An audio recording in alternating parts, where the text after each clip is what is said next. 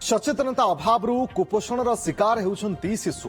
पिलांक भितर बढ़ुची मेदबहुलता जहाँ बड़ चिंताजनक विषय राज्यस्तरीय पोषण पक्ष अवसर में मुख्य अतिथि भाव में जोगदे मुख्यमंत्री मोहन माझी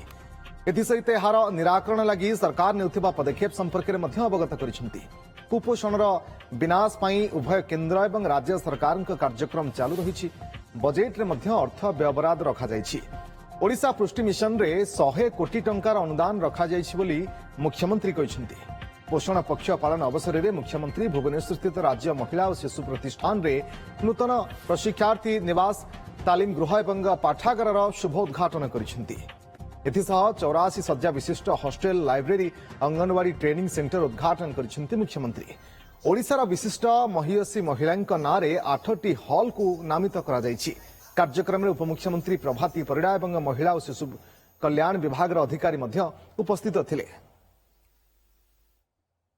नरेंद्र मोदी जी 2018 मसीह पीएम पोषण योजना को आरंभ कर प्रसूति महिला किशोरी एवं 6 वर्ष कम बयस शिशु मान पोषण ये जो पीएम पोषण योजना स्वतंत्र भाव में 2018 मसीह ध्यान दिया द्वारा प्रायतः ये 7 वर्ष भितर गोटे भल रिजल्ट देखा मिलूँ।